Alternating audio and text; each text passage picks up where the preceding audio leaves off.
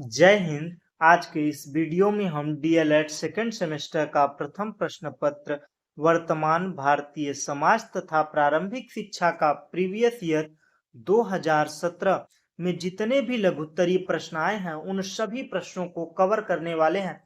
हमने जबरदस्त तरीके से इस पूरे प्रीवियस ईयर का सीरीज चलाया है जो बेहतर तरीके से आप लोग सपोर्ट कर रहे हैं। इसके लिए आप सभी का बहुत बहुत धन्यवाद। बढ़ते हैं प्रश्नों की ओर। तो पहला प्रश्न है, माध्यमिक शिक्षा आयोग के अध्यक्ष कौन थे? इनकी नियुक्ति कब हुई थी? तो जो माध्यमिक शिक्षा आयोग है वो किससे संबंधित है? तो माध्यमिक शिक्षा आयोग मुदलियार आयोग से संबंधित था और इसके अध्यक्ष डॉक्टर लक्ष्मण स्वामी मुदलियार थे। 23 सितंबर 1952 को इनकी नियुक्ति की गई थी। तो जो मुदलियार आयोग है यह माध्यमिक शिक्षा से संबंधित है और उच्च शिक्षा से कौन सा आयोग संबंधित है, कमेंट में बताइएगा। बढ़ते हैं अगले प्रश्न की ओर। हंटर कमीशन की विशेषता क्या थी? तो हंटर कमीशन की स्थापना 1882 में लॉर्ड रिपन द्वारा की गई। इसकी निम्नलिखित विशेषताएं हैं। प्राथमिक शिक्षा पर बल देना। जो हंटर कमीशन आयोग था इन्होंने ग्रामीण में शिक्षा स्तर को बढ़ाने के लिए अनिवार्य और सुलभ शिक्षा की सिफारिश की थी। उच्च शिक्षा में सरकारी हस्तक्षेप को कम करने की सिफारिश की। हंटर आयोग ने सरकार से यह सिफारिश किया कि जो उच्च शिक्षा है निजी संस्थानों को दे दिया जाए। यह सिफारिश हंटर कमीशन ने की थी। महिला शिक्षा को बढ़ावा देने के लिए इस आयोग ने महिला की शिक्षा को विशेष महत्व देने की बात कही। इस आयोग ने प्राथमिक शिक्षा को मातृभाषा में देने के लिए प्रोत्साहित किया था। बढ़ते हैं अगले प्रश्न की ओर। उड की घोषणा पत्र के 4 दोष बताइए। तो उड के घोषणा पत्र को क्या कहा जाता है? उड डिस्पैच।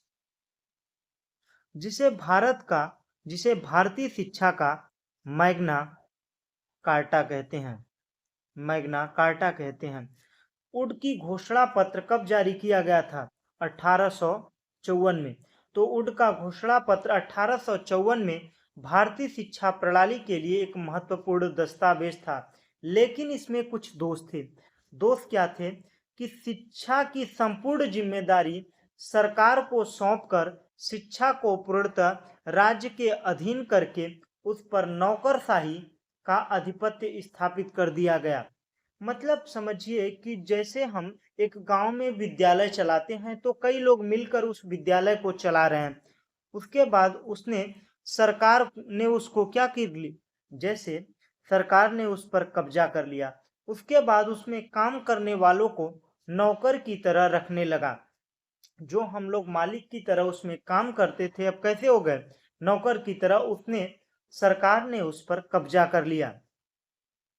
भारतीय लोगों के इस उद्देश्य में शिक्षा देना, भारतीय लोगों को इसलिए पढ़ाई देना चाहिए कि जब वो पढ़ें तो भारतीय जो ब्रिटिश सरकार है उसका सहयोग करें, उसे मजबूत बनाएं। इस प्रकार से उड डिस्पैच में भारतीय लोगों के लिए बात कही गई। भारतीय भाषाओं की उपेक्षा की गई। इस वुड डिस्पैच में लिखा गया कि प्राथमिक शिक्षा को छोड़कर जो उच्च शिक्षा है उसमें केवल अंग्रेजी में शिक्षा दी जाएगी। मतलब प्राथमिक शिक्षा तो मातृभाषा में होगी, ठीक है, लेकिन उच्च शिक्षा जो होगी केवल अंग्रेजी में होगी, जिसकी वजह से जो भारतीय भाषाएं थी वो बाधित हुई। शिक्षा के महत्व के साथ साथ इन्होंने वुड डिस्पैच में शिक्षा के देने की बात कही, लेकिन उसके साथ ही इन्होंने ईसाई धर्म साहित्य के प्रचार को बढ़ावा दिया, लोगों को ईसाई बनाने के लिए भी प्रेरित किया। बढ़ते हैं अगले प्रश्न की ओर। मैकाले को भारतीय शिक्षा का अग्रदूत माना जाता है। लिखिए। तो मैकाले के विवरण पत्र में भारत के प्राच्य पाश्चात्य ज्ञान विज्ञान के द्वार खोल दिए। प्राच्य का मतलब है जो भारतीय संस्कृति है, जो हमारे देश की है वो प्राच्य है। और पाश्चात्य क्या है? जो विदेशों की संस्कृति है, भाषा है, वो क्या है? पाश्चात्य है। पहला अंग्रेजी विद्वान था जिसने प्राच्य पाश्चात्य विवाद को समाप्त किया।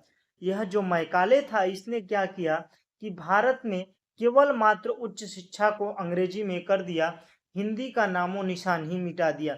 जो हमारी मातृभाषा थी उसमें शिक्षा बंद कर दी, जैसे संस्कृत थी, हिंदी थी। इसने केवल अंग्रेजी को अनिवार्य कर दिया, जिससे विवाद ही समाप्त हो गया।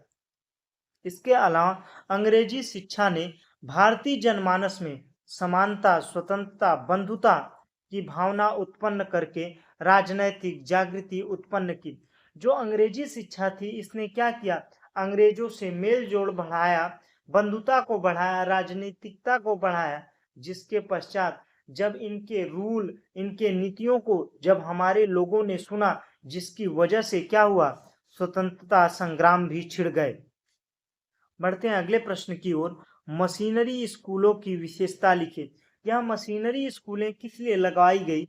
यह धर्म, ईसाई धर्म के प्रचार के लिए यह मशीनरी स्कूलें लगवाई गई थी। तो यह मशीनरी स्कूलें जनता को निःशुल्क शिक्षा, प्राथमिक शिक्षा को देकर शिक्षा स्तर को ऊंचा बढ़ाया। यह तो शिक्षा स्तर को बढ़ाया, लेकिन जो हमारी भारतीय संस्कृति थी उसमें ईसाई धर्म को भी सम्मिलित कर दिया।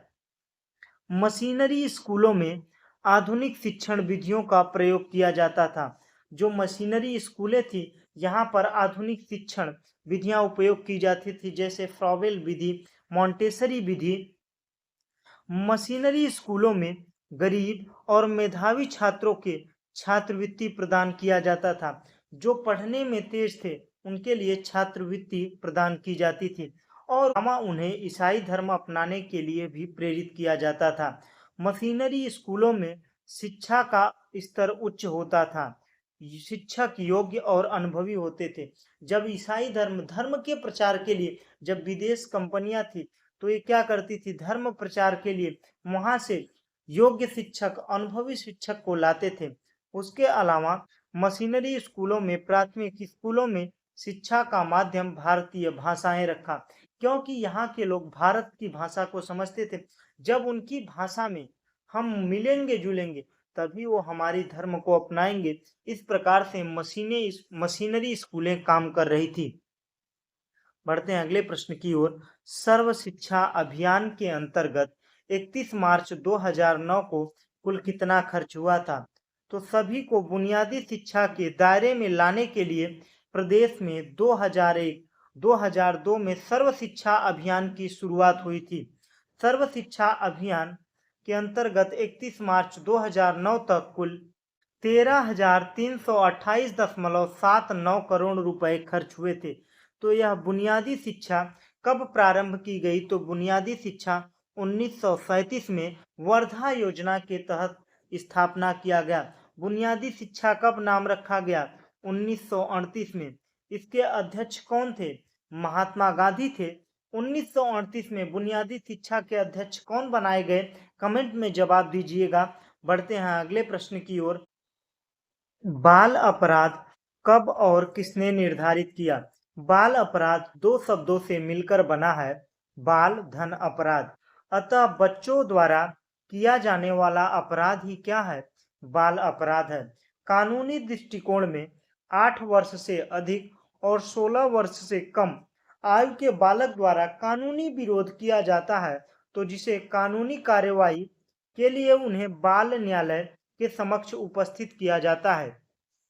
भारत में बाल न्याय अधिनियम 1986 संशोधित 2000 के अनुसार 16 वर्ष तक के आयु के लड़कों एवं 18 वर्ष तक की आयु के लड़कियों के अपराध करने पर बाल अपराधी की श्रेणी में सम्मिलित किया जाता है।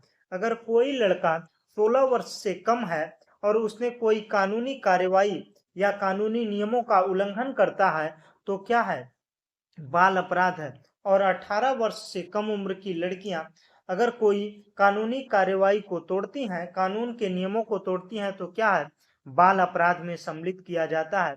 यह अधिनियम 1986 में बनाया गया था और 2000 में संशोधित किया गया। बाल अपराध की अधिकतम आयु सीमा अलग अलग राज्य में अलग अलग है। बाल अपराध की जो सीमा है अलग राज्य में अलग अलग है।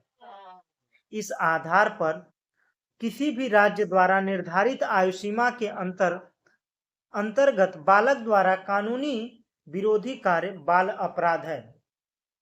किशोर न्याय संशोधन अधिनियम 2015 के अनुसार 16-18 वर्ष की उम्र के किशोर पर जघन्य अपराध के मामलों में 16-18 वर्ष की उम्र के किशोर पर जघन्य अपराध के मामलों में वयस्कों की तरह मुकदमा चलाया जा सकता है।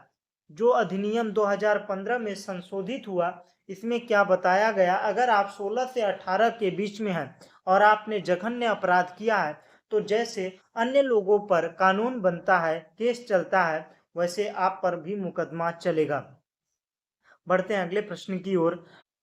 राष्ट्रीय एकता प्राप्त करने हेतु साधन बताइए। तो राष्ट्रीय एकता विकास के लिए हम विद्यालय में 3 तरीका अपनाते हैं।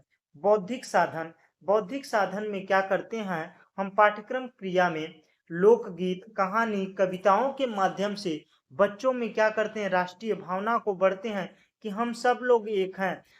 पाठ्यक्रम सहगामी क्रियाएं, पाठ्यक्रम सहगामी क्रियाओं के साथ साथ हम जैसे 15 अगस्त, 26 जनवरी प्रतियोगिताएं, जिससे हम देश का विकास कर सकें, राष्ट्र प्रेम को विकसित कर सकें, इसके लिए हम कार्य करते हैं। शारीरिक साधन, शारीरिक विकास के लिए एनसीसी, अनुशासन, स्काउटिंग गाइड, मानव सेवा, यह तमाम सारी चीजें हम राष्ट्रीय एकता बढ़ाने के लिए करते हैं। और संवेगात्मक साधन, नाटक, चित्र, कहानी, देश प्रेम की भावना से भी हम राष्ट्रीय एकता को बढ़ा सकते हैं। बढ़ते हैं अगले प्रश्न की ओर। अंतर्राष्ट्रीय एकता बनाने में अध्यापक की भूमिका बताइए। तो अंतर्राष्ट्रीय एकता बनाने के लिए अध्यापक में निम्न व्यक्तिगत गुण होंगे तो बच्चे उनसे सीखेंगे। वह अन्य व्यक्तियों के कल्याण की भावना रखते हो। अगर एक टीचर सभी के कल्याण की भावना रखता है तो जो बच्चे होंगे वह चाहे किसी भी देश का होगा, उसके लिए कल्याण की भावना रखेंगे। सत्य को स्वीकार कर कल्याण की भावना रखते हैं। जो सत्य है उसको स्वीकार करते हैं और कल्याण करते हैं। उनमें अंतर्राष्ट्रीय भावना के प्रति आस्था रखते हो। जो टीचर है वो अंतर्राष्ट्रीय भावना में प्रेम रखता हो, आस्था रखता हो। व्यक्तिगत उत्तरदायित्व की भावना का होना, व्यक्तिगत उत्तरदायित्व, स्वयं को जिम्मेदार की भावना होना, सभी बच्चे में प्रेम और उनके लिए आदर भाव होना, जिससे अंतर्राष्ट्रीय प्रेम को बढ़ावा मिलेगा, राष्ट्रीय एकता को बढ़ावा मिलेगा। मूल्य का अर्थ लिखिए। मूल्य का अर्थ है किसी वस्तु, विचार, सिद्धांत की उपयोगिता और महत्ता से होता है। कोई वस्तु कितनी उपयोगी है, विचार, सिद्धांत उपयोगी है, महत्व है, वही क्या है, मूल्य है। वही क्या है, मूल्य है। या कहें प्रत्येक वस्तु जिसका महत्व होता है, प्रत्येक वस्तु जिसका महत्व है उसे मूल्य कहते हैं। मूल्य व्यक्ति के जीवन को दिशा प्रदान करता है। समाज में नैतिकता बनाए रखने में मूल्य क्या करता है, मदद करता है। सत्य, ईमानदारी, अच्छाई आदि क्या है, मूल्य हैं। व्यक्ति या किसी वस्तु का ऐसा गुण जिसके कारण वह महत्वपूर्ण, सम्माननीय, उपयोगी सिद्ध हो जाए, वही मूल्य कहलाता है। तो मूल्य का अर्थ समझ में आया। बढ़ते हैं अगले प्रश्न की ओर। तो प्रश्न समाप्त हुए। अगर आपको वीडियो अच्छा लगा हो तो वीडियो को लाइक कीजिएगा और चैनल पर नए हो तो भाई प्लीज यार चैनल को सब्सक्राइब कर दीजिएगा। और वीडियो कैसा लगता है आप लोग फीडबैक जरूर दीजिएगा, जिससे हमें भी मोटिवेशन मिलता है। Thanks for watching. जय हिंद।